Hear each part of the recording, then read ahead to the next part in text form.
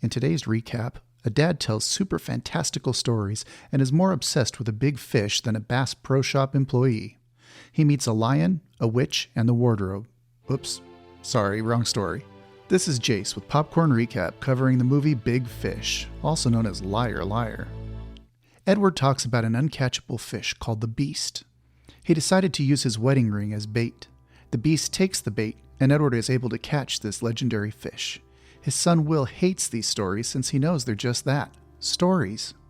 Will even takes it as his dad lying about his life. Even on Will's wedding day, his father is telling the fish story again. Will confronts his father about this. After their convo, they don't speak to each other for 3 years. Sounds like a healthy father-son relationship to me. Mine left me at Walmart. Will becomes a successful journalist in Paris, living happily with his now pregnant wife, Josephine, until he gets a call from his mother. It's about his dad, Edward, who has been diagnosed with a severe case of cancer. They travel back to the U.S. While on the plane, Will is reminded of a bedtime story his dad used to tell him when he was a child. It's a story about his father meeting a witch. This is where Bellatrix from Harry Potter ended up. It starts with Edward and 5 of his friends sneaking out of town at night. The group ventures off to the swamp in search of the most famous witch in Alabama, the one with a glass eye.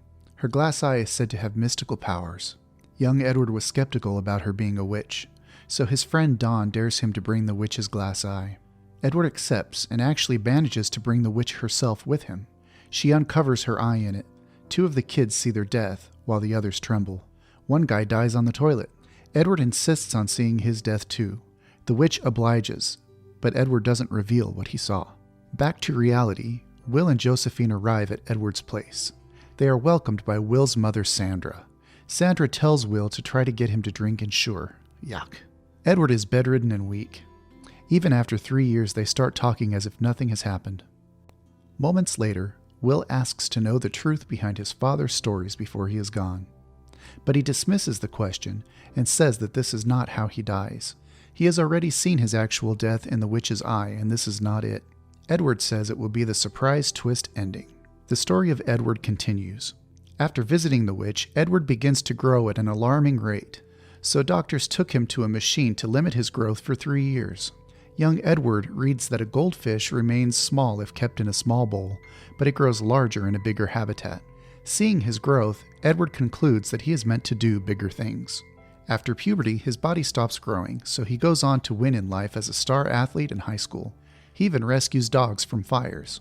One day the town is in an uproar. It seems like a mysterious creature appears at night and feeds on the livestock. They all agree to send Edward to investigate. Turns out that this creature is a kind-hearted giant named Carl. He and Edward chat for a while, and Edward convinces him to leave town with him. Ashton is too small for men of Carl's size and Edward's ambition. The whole town throws a grand farewell party for the two, and they leave. On the way, they encounter diverging paths. Edward wants to take the dangerous forest path, but Carl wants to play safe. They agree to split, and as Edward travels through the dangers of spiders, gross, he finds a hidden town called Spectre. It's like a hippie paradise of barefoot people. The mayor and his family greet Edward. There he meets the poet Winslow. While having a feast, Mayor's daughter Jenny secretly nabs Edward's shoes. Edwards chases her, but she throws the shoes out of reach. Now even Edward can't leave. This place reminds me of that movie Get Out. Creepy. In the evening, Edward sees a naked woman bathing in a nearby pond. Edward approaches her, but she swims away before he could see her face. According to Jenny, she is not a woman, but an uncatchable fish that changes appearance depending on who sees her. After spending some more time, Edward decides to leave, and the townspeople are shocked by his decision. Jenny even reminds him that he has no shoes now, and the forest is dangerous. However, Edward still wants to leave. Spectre is just way too uncomfortable, and it's too soon for Edward to settle down. He promises little Jenny that someday he will return. In the forest, the weeping willow from Harry Potter tries to kill him, but since Edward knows how he dies, it just magically lets him go. After crossing the forest barefooted, he reunites with Carl. Back to reality, everyone is eating together, and Edward is telling his usual stories. Will is annoyed, but Josephine and Sandra love hearing them. The story of young Edward continues as he and Carl stop by to watch a circus show. The circus has a giant, but Carl reveals himself, and the audience is more captivated by him, so he is immediately recruited by the circus ringmaster Amos, and his clown attorney, Mr. Soggybottom. Meanwhile, Edward encounters the most beautiful girl he has ever seen. He is certain that she is the woman he will marry. Time stops while Edward tries to reach her. And look, oh, popcorn! Time starts again and it speeds up so Edward isn't able to talk to her. The ringleader Amos knows who she is, but he tells Edward to forget about it. Edward begs Amos for a job without pay, he just wants to know about her. Amos says that he will tell him one piece of information about her after each month of work. So, after working hard for a month, Amos reveals the girl loves daffodils, then about her going to college. The next month he tells him about her love of music, and so on. 3 years go by of this unpaid work, and Edward finally goes to confront Amos about her name. Edward is attacked by Amos, who is a werewolf. Mr. Soggybottom is about to put the werewolf down to save Edward, but Edward takes a bullet to save the werewolf. Luckily, Edward is okay. Moved by Edward's kindness, after regaining his consciousness, Amos reveals the girl's name is Edward. It's Sandra Templeton, and she studies at Auburn University. Upon reaching the university, Edward finally meets her and confesses his undying love for her. Although she kindly rejects him, saying she is actually engaged to Dawn, Edward's rival from high school. But Edward doesn't waver and decides to win her with his outlandish surprises. One of them is filling the whole lawn with Sandra's favorite flowers. She is extremely happy, but unfortunately her fiancé Dawn shows up and begins to pummel Edward. Edward refuses to fight back because Sandra made him promise not to fight. Sandra breaks the fight and her engagement to Dawn. Sometime later, Dawn dies a natural death on the toilet, just as he had seen in The Witch's Eye. At the hospital, Edward gets a telegram. He is drafted to fight in the Korean War. He takes on dangerous assignments to cut his serving time. Since Edward knows how he dies, he's confident he won't die in the war. On a mission to steal some secret documents, his team descends on an enemy base at night. A show is going on starring the singing conjoined twins Ping and Jing. Double the mountains. Things go south, and Edward is in trouble, but the conjoined twins agree to shelter him when he offers to introduce them in American show business. But seeing as he didn't return, the U.S. Army thinks he was killed or captured.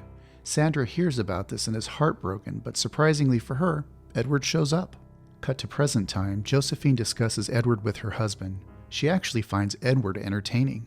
But Will rebuts this by speaking about his childhood and how Edward was barely ever around as a father. He suspects his father's lack of presence was due to an affair. The next morning, everyone is watching TV, and Edwards is telling his usual tall tales.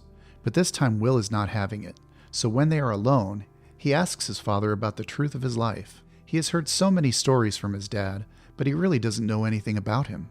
Edward is upset that Will thinks all his stories have been fake.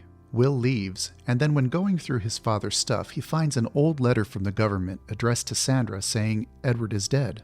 So that part was actually true. The story of young Edward continues.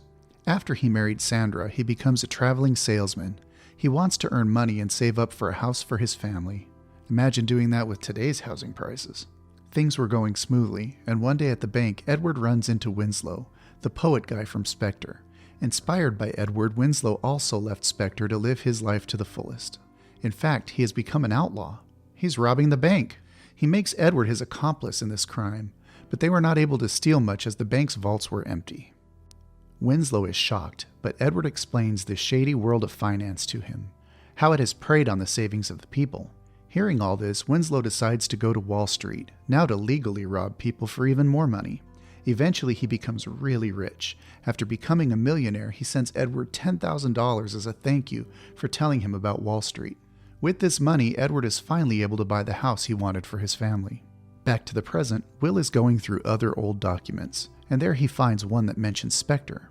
Remembering the name from the stories, Will travels there, and it's not that dreamy. He meets Jenny, the mayor's daughter from before, all grown up. Jenny recognizes Will, and after some pleasantries, Will directly asks her if she was having an affair with his father, thinking that she is the reason for his father's absences all his life. Jenny answers Will with the story of how Edward came back to Spectre. An overwhelming thunderstorm floods the area, and Edward's car gets submerged underwater. He sees the naked woman swimming by the car. She is the same one he saw a long time ago.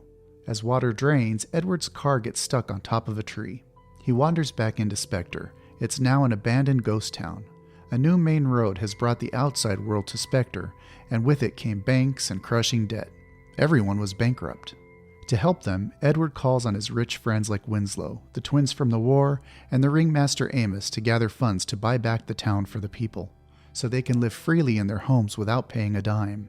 Everyone in Spectre happily signs the contract, except for Jenny, who is still angry at Edward for not coming back sooner. Her house is in shambles, so Edward begins to fix it up, and with some help from Carl, it's as good as new. Jenny falls for Edward, and one day she finally makes a move on him. But Edwards backs off and says that he only has feelings for his wife Sandra. He apologizes and heads for the door, but Jenny stops him to hand over the contract she has finally signed.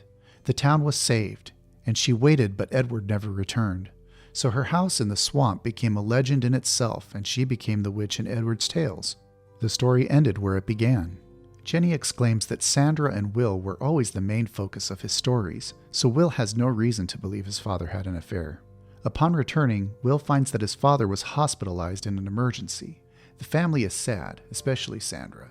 Will decides to send his mother home, and he stays the night. There he encounters the family doctor who had delivered him. The doctor tells him about the real story of his birth, instead of his father's famous fish story. He explains that it was just a normal birth, and Edward missed it only because the delivery came a week early. This truth was a lot more boring than the story. Will realizes that Edward's stories were only meant to comfort and amuse others.